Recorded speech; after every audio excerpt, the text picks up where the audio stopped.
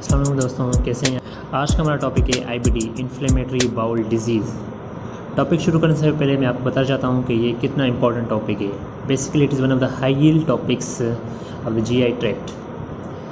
तो आप अगर एमबीबीएस कर रहे हैं, यूएसएमएलई कर रहे हैं, प्रेप की प्रिपरेशन कर रहे हैं या कोई और एग्ज़ाम की प्रिपरेशन कर रहे हैं, तो this is one of the high yield topics है IBD, inflammatory bowel disease.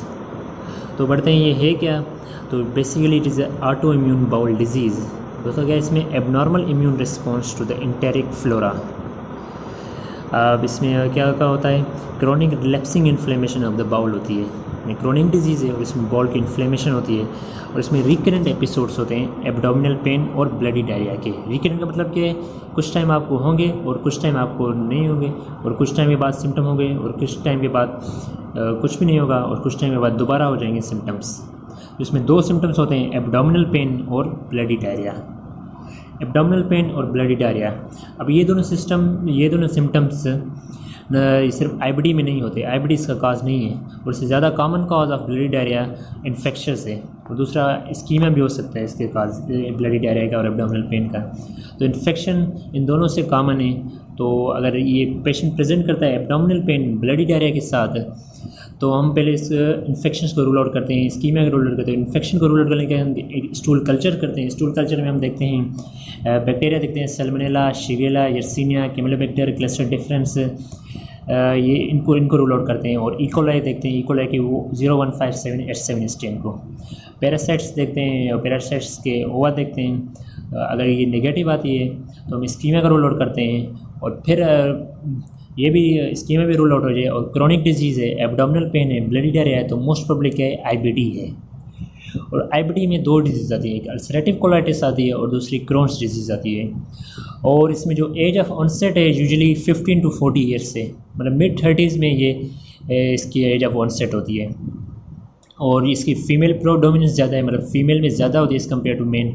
Slightly predominance है, इतनी ज़्यादा भी नहीं, थोड़ी ज़्यादा। और वाइट में ज़्यादा, वाइट में भी जूस में। अब अल्सरेटिव कोलाइटिस है वो, मतलब ये इसकी एक ही स्पाइक होती है। और क्रोन डिजीज़ उसकी सेकंड स्पाइक भी हो सकती है 50 to 80 ईयर्स में। मतलब 50 to 80 ईयर्स में अगर आपको आईबीडी हो जाए तो मोस्ट प्रोबेबली क्या है, वो भी क्रोन्स डिजीज़ होगी। और अब आते हैं अल्सरेटिव कोलाइटिस की तरफ बढ़ते हैं। तो अल्सरेटिव का वर्ड का मतलब है अल्सर्स, और colitis inflammation of the colon, मतलब ये लार्ज इंटेस्टाइन को इन्वॉल्व करती है। अब होते क्या है, ये T helper cell 2 mediated immune response है। अब इसमें क्या बन जाते हैं, अल्सर्स बन जाते हैं in the intestinal tract, specially the colon. और इसमें जो इन्फ्लेमेशन होती है ना वॉल की, ये पार्शियल थिकनेस इन्फ्लेम, मतलब all layers of the GI tract involve नहीं होती। तो दो लेयर्स होती हैं, mucosa and the sub mucosa, और सबसे ज़्यादा म्यूकोजल होती है। म्यूकोजा ऑलवेज इन्वॉल्व होती है। और मस्कुलरिस एडवेंटिशिया ये सारी ये स्पेयर्ड हो जाती है। और ये जो अल्सरेटिव कोलाइटिस है ये always starts in the rectum, मतलब ये rectum is always involve in the ulcerative colitis. ये रेक्टम से इन्वॉल्व होती है, रेक्टम से शुरू होती है, ये फिर जाती है सिग्मॉइड कोलॉन से फिर डिसेंडिंग कोलॉन ट्रांसफर, ये ascending up to the caecum तक जाती है। और दूसरी इसकी इंपॉर्टेंट बात कि इसकी जो इन्वॉल्वमेंट है ना, ये कंटिन्यूस इन्वॉल्वमेंट है। कंटिन्यूस का मतलब क्या है, ये रेक्टम से शुरू हुई ना, तो सिग्मॉइड कोलॉन को भी इफेक्ट करती जाएगी, वो बीच में कोई नॉर्मल पार्ट नहीं होगा। तो यहाँ तक ये शो कर रही है कि ये कंटिन्यूस इन्वॉल्वमेंट है। यहाँ तक ये डिजीज़ फैली हुई, तो यहाँ बीच में कोई भी ऐसा पार्ट नहीं जो डिजीज़ से स्पेयर्ड हो। This all portion is affected, इसके कंटिन्यूस इन्वॉल्वमेंट है। और इसकी इम्पोर्टेंट दूसरी बात यह है कि ये never involve small intestine. Basically ulcerative colitis is the disease of the large intestine. अब ये देखिए दोस्तों, ये रेक्टम से शुरू होती है डिजीज़, ये यहाँ तक इन्वॉल्व है, अभी सिग्मॉइड कोलॉन तक इन्वॉल्व किया है। ये आगे भी होती है, आगे भी एक्सटेंड कर सकती है, यहाँ सीकम तक। अब ये देखिए, ये कंटिन्यूस इन्वॉल्वमेंट, यहाँ तक ये डिजीज़ इन्वॉल्व किया, तो ये सारी कंटिन्यूस इन्वॉल्वमेंट है। Small intestine is purely unaffected. अब इसके माइक्रोस्कोपिक फीचर्स पे आते हैं। माइक्रोस्कोपिक फीचर्स में क्या होंगे, क्रिप्स एब्सेस बन जाएंगी और पॉलीमॉर्फ न्यूट्रोफिल्स होंगे, न्यूट्रोफिल्स इन्फिल्ट्रेट होंगे और एब्सेस बन जाएगी क्रिप्स में।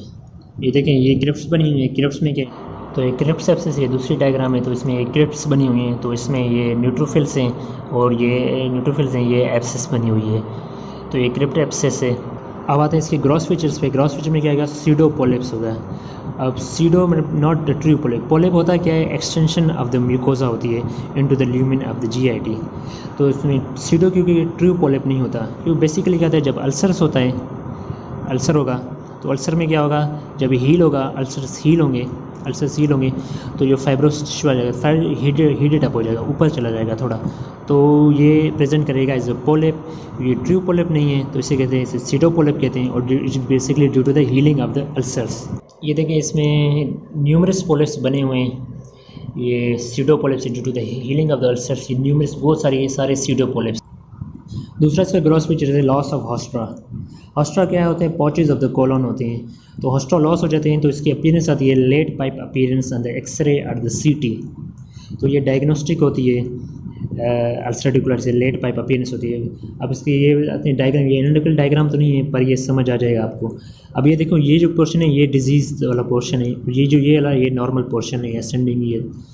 अब ये देखें, ये यहाँ पे हॉस्ट्रा बने हुए हैं, ये हॉस्ट्रा नॉर्मल प्रेजेंट होते हैं नॉर्मल कोलन में, लार्ज इंटेस्टाइन में। अब इसमें क्या है, ये डिजीज़ वाला पोर्शन, तो इसमें ये हॉस्ट्रा लॉस्ट हो गए, तो ये अपीयरेंस दे रहा है लेट की पाइप की तरह, उसे कहते हैं लेट पाइप अपीयरेंस।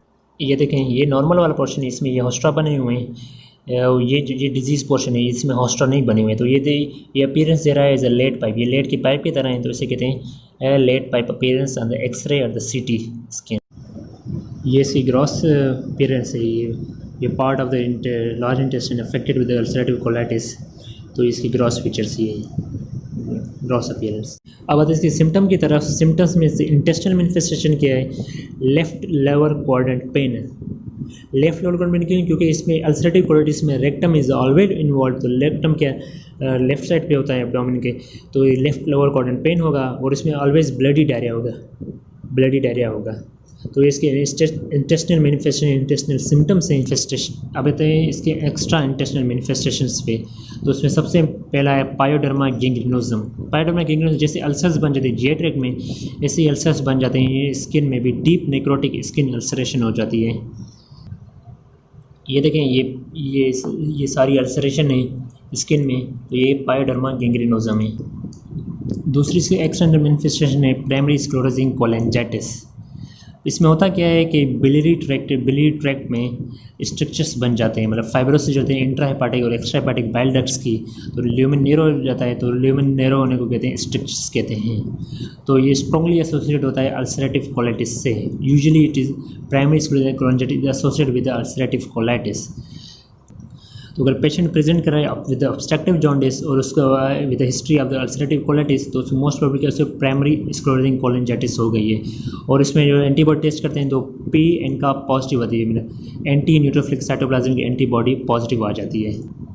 और दूसरी एनकाइलोजिंग स्पॉन्डिलाइटिस से इसको कहते हैं इन्फ्लेमेशन ऑफ द स्पाइन। और चौथी manifestation episcleritis, inflammation of the episclera. Episclera होती क्या है, ये स्क्लेरा के यूपर एक क्लियर लेयर जिसे एपिस्क्लेरा कहते हैं, और inflammation of the sclera known as episcleritis. And the last one is uveitis. Uveitis के inflammation of the uvea. Uvea क्या है, uvea is the middle layer of the eye. अब यूवियाटिस ये दूसरी ऑटोइम्यून डिजीज़ में भी हो सकती है, जैसे रूमेटॉइड आर्थराइटिस में वगैरह में भी यूवियाटिस हो सकती है। तो इसकी एक्शन मैनिफेस्टेशन ये 5 है, pyoderma gangrenosum, primary sclerosing cholangitis, ankylosing spondylitis, episcleritis and uveitis. ये बहुत इंपॉर्टेंट है, हाईली प्राइमरी स्क्लेरोसिंग कोलेंजाइटिस। अब आते हैं इसकी कॉम्प्लिकेशंस की तरफ। अल्सरेटिव कोलाइटिस, अगर ulcerative colitis is left untreated, तो ट्रीटमेंट से रिस्पॉन्स नहीं कर रहा, तो ये डिजीज़ फैलेगी, तो ये कॉम्प्लिकेशंस होगी। तो उसकी वन ऑफ द कॉम्प्लिकेशंस क्या है, फुलमिनेंट कोलाइटिस। फुलमिनेंट कोलाइटिस क्या है, it is severe form of the uncomplicated colitis with intense symptoms and the fever. और जो कोलाइटिस होगी, जो अल्सरेटिव कोलाइटिस की ये सीवियर फॉर्म की सिम्टम्स इंटेंस हो जाएंगे, फीवर भी होगा, और this often leads to the death. दूसरी कॉम्प्लिकेशन क्या है, टॉक्सिक मेगाकोलॉन। अब टॉक्सिक मेगाकोलॉन है, ये अल्सरेटिव कोलाइटिस की रेयर कॉम्प्लिकेशन है, और ये दूसरी डिजीज़ में इन्फेक्शियस कोलाइटिस में भी टॉक्सिक मेगाकोलॉन हो सकती है। तो बेसिकली इसमें होता क्या है कि caseation of the colonic contractions, मतलब कोलोन कॉन्ट्रैक्ट नहीं करता। तो ये कैसे, इसका मैकेनिज्म क्या है, नाइट्रिक ऑक्साइड रिलीज होता है NO, which inhibits the smooth muscle tone. ये कांटेक्ट नहीं करता तो ये डायलेशन हो जाती है, डिस्टेंशन हो जाती है, और डायलेशन डिस्टेंशन की वजह से होती है वॉल थिन हो जाती है, और वॉल थिन के परफोरेशन के चांसेस, परफोरेशन हो गई तो सेप्सिस के चांसेस, सेप्सिस डेथ हो सकती है।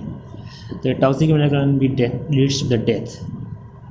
अब इसकी प्रेजेंटेशन क्या होगी, हमारा पेशेंट प्रेजेंट करे, पेशेंट होगा with non ulcerative, patient with history of ulcerative colitis होगी, उसको एब्डोमिनल पेन होगा, डिस्टेंशन होगा, फीवर होगा, डायरिया होगा, शॉक होगा, तो उसको मोस्ट प्रोबेबली क्या है, टॉक्सिक कोलोन है। और उसको कंफर्म करने क्या करते हैं हम, एक्सरे करते हैं एब्डोमेन का, flat x-ray of the abdomen.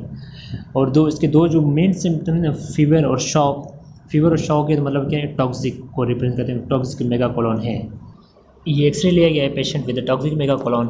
ये देख सकते हैं कि ये कोलोन डिस्टेंडेड है, ये कोलोन डिस्टेंडेड है, तो ये टॉक्सिक मेगा कोलोन है। It is a rare complication of ulcerative colitis but it can lead to the death. सबसे हाई यील्ड कॉम्प्लिकेशन पे आते हैं एडिनोकार्सिनोमा या कोलोरेक्टल कार्सिनोमा।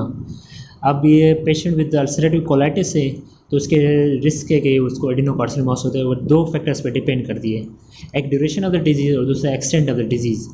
अगर duration of the disease is more than 10 years तो इसके chances हैं कि इसको एडिनोकार्सिनोमा हो सकते हैं पेशेंट को। तो उसमें हम क्या करते हैं, स्क्रीनिंग कोलोनोस्कोपी देखते हैं।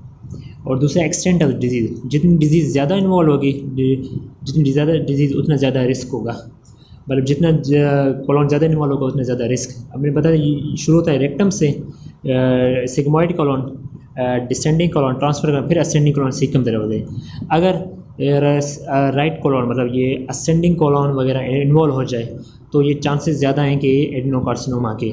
तो समराइज़ करते हैं, इसके राइट साइड कोलाइटिस हो जाए या पेन कोलाइटिस हो, मतलब ये असेंडिंग कोलोन या पेन पूरा कोलोन इन्वॉल्व हो जाए तो चांसेस ज़्यादा हैं एडिनोकार्सिनोमा। तो फिर हम स्क्रीनिंग करते हैं, एडिनोकार्सिनोमा स्क्रीनिंग कोलोनोस्कोपी करते हैं। उसमें क्या करते हैं हम, बायोप्सी, मल्टीपल बायोप्सीज लेते हैं, तो उसमें देखते हैं कि एडिनोकार्सिनोमा कितनी हुई है। और ये चीज़ रिकमेंडेड है 5 years और 10 years depending on the extent of the disease. Come extent है तो ये 10 years के बाद करते हैं, अगर ज़्यादा एक्सटेंट है तो 3 years to 5 years के बाद भी कोलोनोस्कोपी करते हैं। और दूसरी इसमें देते हैं एंटीबॉडी टेस्ट देखते हैं, जिससे PN का एंटी न्यूट्रोफिलिक साइटोप्लाज्म एंटीबॉडी, ये इससे अल्सरेटिव कोलाइटिस में पॉजिटिव आती है। तो उसमें ये PN का 3 चीज़ों में पॉजिटिव आती है, अल्सरेटिव कोलाइटिस में, स्ट्रॉगिस्ट्रॉस सिंड्रोम में और माइक्रोस्कोपिक पॉलीएंजाइटिस में। और मैंने बता दें कि जो एक्सटेंट मैनिफेस्टेशन होती है प्राइमरी स्क्लेरोसिस कोलिंजाइटिस, उसमें PN का पॉजिटिव होती है, मतलब ये चारों में PN का पॉजिटिव आती है। अगर एडिनोकार्सिनोमा ज़्यादा एडिनोकार्सिनोमा हो गया है, एक्सटेंसिव हो गया है, तो हम कोलोनेक्टमी करते हैं, रिमूवल ऑफ द कोलोन करते हैं, सजेस्ट करते हैं। ट्रीटमेंट भी काम नहीं करें तो ये कोलोनेक्टमी करते हैं, सर्जरी, जिससे ये कोलोन रिमूव रहता है तो रिस्क इसका कम हो जाता है। अब इसका जो सबसे हाई यील्ड या इंटरेस्टिंग ये इसका पॉइंट है कि ulcerative colitis it's improves with the smoking. इसका रीज़न अननोन है, पर ये कहता है कि ये इम्प्रूव्स विद द स्मोकिंग।